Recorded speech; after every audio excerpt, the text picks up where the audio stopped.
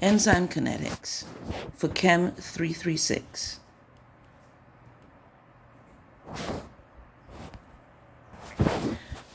Enzymes typically act on the majority of the reactions in living systems. They serve to provide a much faster way for the reaction to occur under less harsh conditions. So that when we talk about reactions occurring in living systems, enzymes are going to be agents of change. They affect the type of reaction that occurs and the rate of this reaction. There are some key terms that you should note when we're referring to enzymes. We talk about the catalytic power, which refers to the rate at which the reaction occurs under the influence of an enzyme compared to the rate it occurs when an enzyme is not present. We talk about specificity, and this refers to the fact that a particular enzyme will not act on every single reaction. Each enzyme has limited effects, and it's highly selective. Some enzymes will only work on one particular substrate. Others may work on a group of related substrates. When we talk about enzymes, we'll also speak about regulation. And regulation allows the body to fine-tune reactions to meet changing cellular requirements. Enzymes will be classified according to the type of reaction that they catalyze or the substrate. So we talk about enzyme nomenclature. So when you see the name of an enzyme, oftentimes what the enzyme is doing is actually incorporated into its name. Now, for some enzymes, in addition to needing the substrate and the environmental conditions, they may also need another unit, another chemical. These chemicals can be referred to as coenzymes and cofactors. These are going to be non-protein components which are required for the enzyme to have its optimal activity.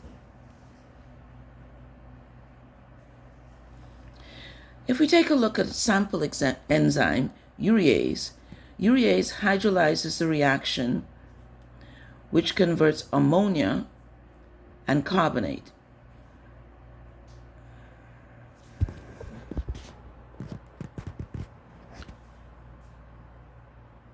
The hydrolysis of urea to ammonia and carbonate. This then spontaneously breaks down to give a second ammonia and carbonic acid. The rate with the catalyst present, i.e. the enzyme, is 3 times 10 to the 4 units a second.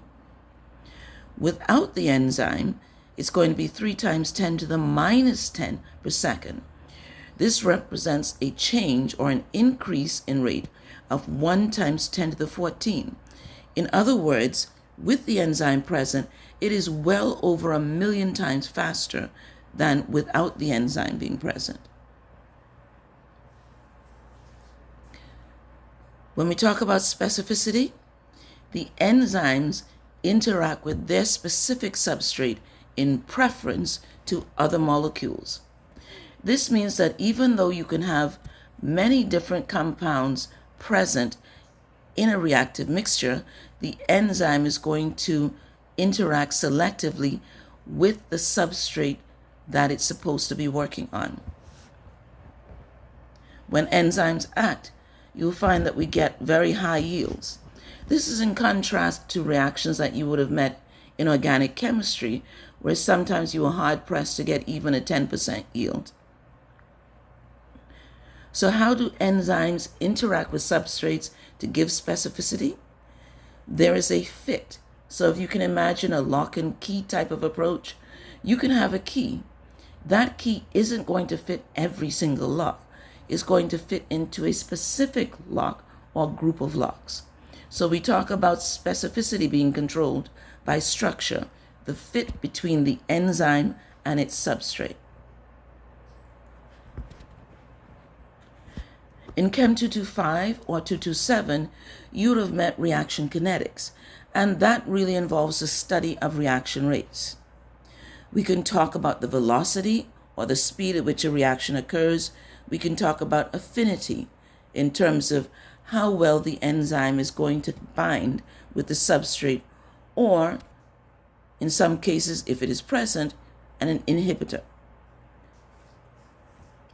And for each enzyme, there's going to be an optimal rate or a maximum rate of reaction. Within kinetics, we'll also look at the mechanisms for the various enzymes in their specific metabolic pathways. Terms that you should note, and please be sure you understand where there are differences, understand how they apply. These terms apply in exactly the same way as they did in General Chemistry 2, Chem 225/227. So if we consider a generic reaction where substrate A is being converted into product P, we can talk about the velocity, the speed of the reaction, being measured as the difference in the change in concentration of the product over the change in time. Now note that as we produce the product, we're going to be using up the reactant A. So we could also describe the velocity or the rate as minus the change, or the change in the concentration of reactant over time. Now note that for the reactant, it's negative because the reactant is decreasing.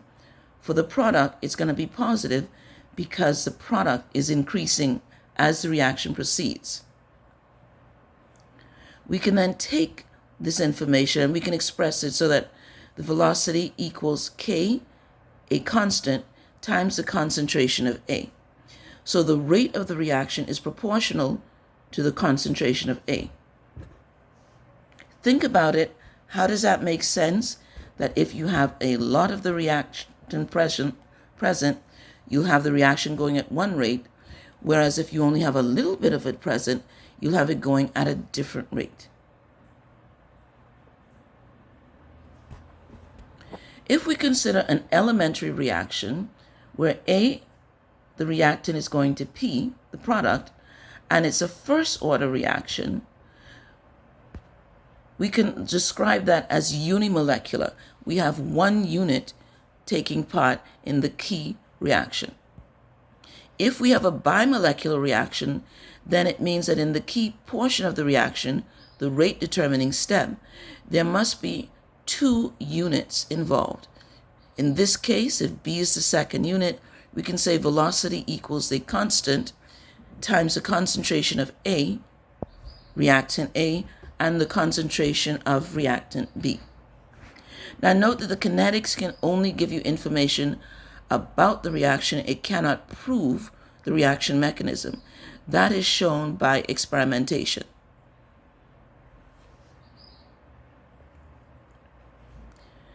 If we look at a generic reaction where we're following the change in concentration of the reactant A, you know that at time 0, we will have the maximum concentration of the reactant, and that's because we haven't used any of it yet.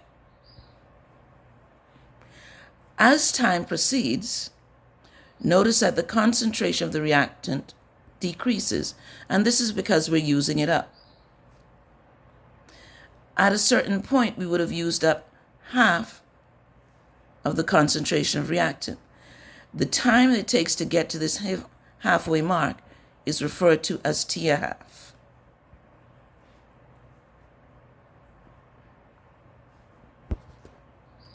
So, what do enzymes actually do? And remember that enzymes are biological catalysts. So catalysts are going to lower the free energy of activation. The same thing can be said for enzymes. So that when we have an enzyme catalyzed reaction, we start out with the reactants, we go to a transition state, and then we get to the products. If we have a lot of substrate, and remember that in enzyme reactions, substrate is what we called in regular chemical reactions the reactant. The reaction rate is proportional to the concentration of substrate with the transition state energy. In other words, if a lot of your substrate has achieved a certain amount of energy, the rate is going to be faster. The energy barrier that we have to overcome is going to be the free energy of activation. If we lower that energy that's required for the reaction to take place, then the rate of the reaction is going to increase. That means that there's a relationship between that energy, the activation energy, and the rate constant, as expressed here. And this is an equation that you should have seen already. In fact, you have seen it already when looking at activation energy in chemistry. If we have a look at the reaction profile diagrams, looking at a catalyzed and uncatalyzed reaction, note that to get to the transition state, we have to put energy in. So we start out with our reactants, we put energy in and we achieve the transition state. As we get to the transition state, we then proceed to our product. And notice that the product energy level is lower than the reactant energy level, indicating that this is an exothermic process. Now, if we raise the temperature as we're proceeding with this reaction, notice that at the higher temperature, we start out with our reactant having more energy because we put more energy in. We still have to achieve the same energy in terms of getting to the transition state. If we have a look here, in this second reaction, this time we're not going to change the temperature. What we're going to do is to use a catalyst, or in the case of biochemistry, an enzyme. So, in the first instance, this is with our reactants, i.e. substrate, we have a certain energy level. If we are providing the catalyst, notice that this time we don't have to put in that much energy. So the catalyst is going to provide a means for us to get to the transition state at a lower energy level. We then proceed through the transition state to our product. And notice with the product, we end up at the same level, but we have had to put in less energy. And that's because the enzyme provides a way for us to achieve transition state at a lower energy level by using a different pathway.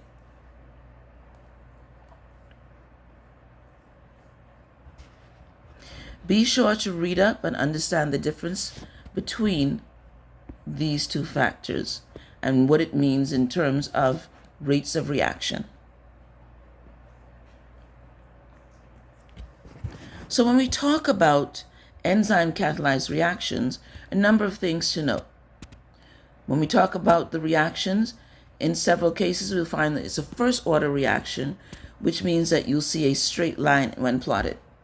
For the enzyme catalyzed reactions, the shape of the curve will vary as we plot the progress of the reaction. If the concentration of the substrate is low, first order reaction is in place, then the rate of the reaction is going to be directly proportional to the concentration of the substrate. The more substrate you have, the faster the reaction. At a certain point in an enzyme catalyzed reaction, however, when the substrate concentration is high, you'll find that additional increases in substrate concentration have no effect. At that point, the rate is independent of the substrate concentration. So how could that be? Well, that is where we reach the saturation effect. What does that mean? Even though you're putting in more and more substrate, the enzyme can still only work on a certain amount at that time. And so all of the other substrate units have to wait in line. How does that look graphically? Here we're looking at the velocity, the rate of the reaction. Here we're looking at the substrate. So in a plot, of reaction velocity versus substrate concentration, note that initially it's a 1-to-1. You increase the concentration, the rate is going to increase at the same level. As we continue to increase the concentration, however, notice that we get this curve leveling off, so that at the high concentration, a further increase in concentration of substrate has very little effect on the Vmax, very little effect on the velocity and our approach to Vmax. If we look in detail, this is our enzyme molecule or unit here, our active site, which is where all the action takes place. So when the active site is occupied, i.e. the enzyme is working on substrate, then nobody else can get in. That means that no matter how many other substrate molecules you have, they're essentially waiting in line. They can't get to the active site until this unit leaves. So, the Michaelis-Menten equation was devised based on studies of enzyme behavior. A number of assumptions were made. One assumption is that the formation of an enzyme substrate complex, ES. So when the enzyme meets the substrate, this complex is formed.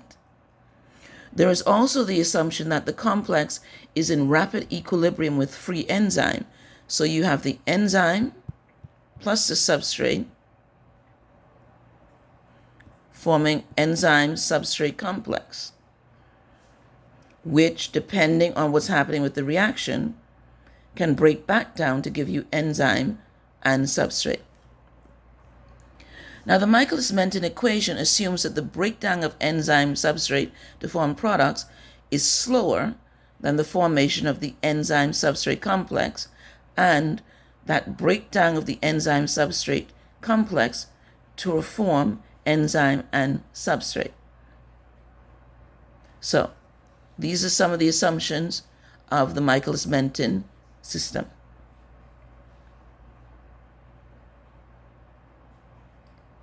Be sure to go and look up this relationship and make sure you understand what it means. The V refers to velocity or rate, Km, the constant, S, in brackets, substrate concentration. You'll not be expected to derive the equation, but you are expected to understand its components and how it applies.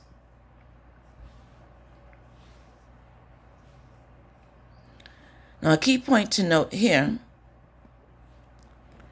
is what the size of the constant means. If it's small, it means that the enzyme and substrate have tight binding. If it's high, it means that there's weak binding. And what does binding mean, and what is the impact on the rate? Think about that. If the enzyme and substrate are holding on to each other tightly, what does that mean in terms of moving to the next step? Free enzyme plus product.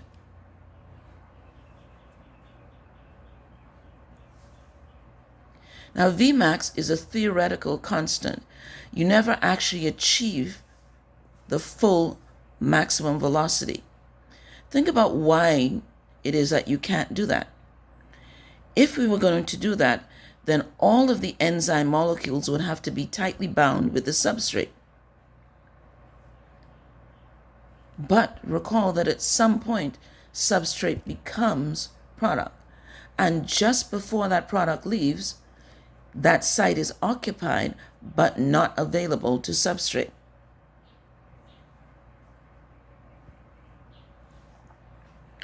So how do we measure or refer to enzyme activity?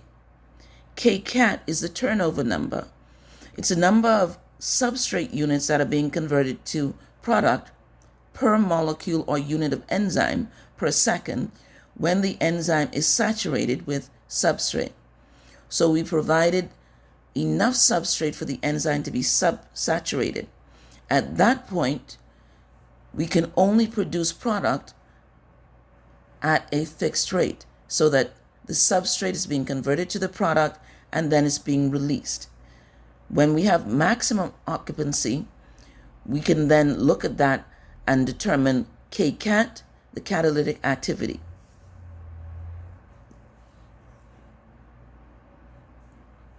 Let's have a look at some enzymes. Catalase has an awesome turnover rate. Look at it, 40 million units a second. So before you could even think, it has already processed millions of units. Carbonic anhydrase, 1 million units per second. Lysozyme, on the other hand, is going to take 2 seconds for it to process just one. So catalase, high catalytic activity, high kcat. Penicillinase, 2,000 units a second, which is still pretty impressive when you think about it. LDH, lactate dehydrogenase, 1,000. Now, why do you think this enzyme needs to have such a high kcat? What is the role of this enzyme? Where does it act? Be sure to look up catalase and the substrate for this enzyme and what the substrate is involved with. Where is it in metabolism? Catalytic efficiency, kcat over km, looks at how perfect the enzyme is. And again, you'll be doing some additional reading to make sure you understand what these terms mean.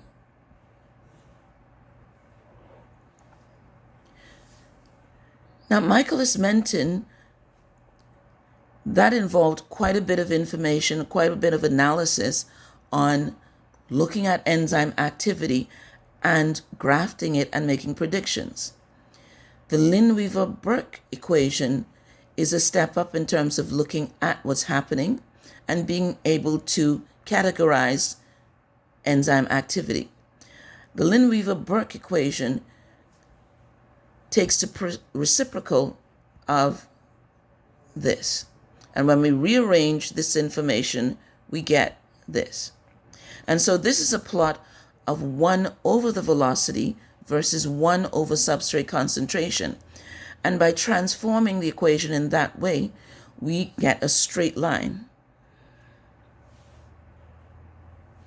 1 over the velocity, 1 over substrate concentration, and the intercept, the y-intercept, represents 1 over Vmax.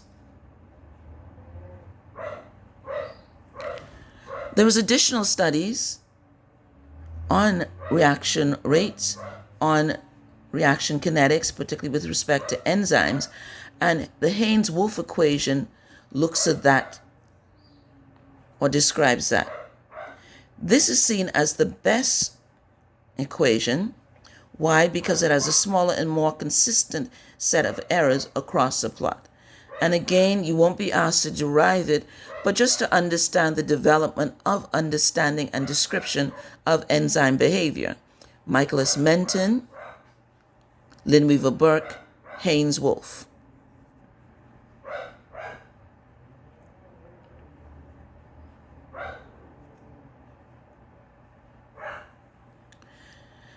Now, in terms of enzymatic activity, you can't go around simply expecting enzymes to be optimal if their environment is not optimal. We started this course speaking about water and speaking about the various features of water. Well, remember that all of these enzyme reactions, most of these enzyme reactions are going to be taking place in an aqueous environment. And in that aqueous environment, one of the factors we have to consider is pH. So we find that enzyme activity can be strongly influenced by pH. You recall that earlier in this presentation, we said that enzymes recognize their substrate and they fit according to the structure of each of those two, the enzyme and the substrate.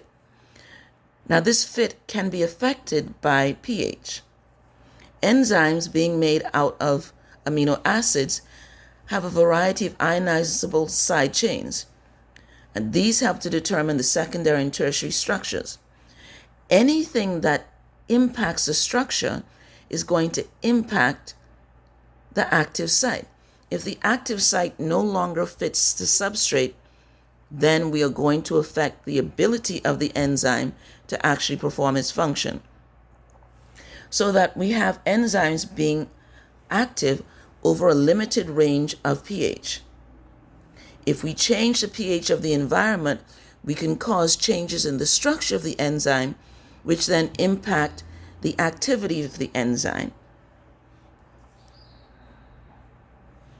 If we have a look here at this graph, we see that pepsin is most active at a pH of just under 2.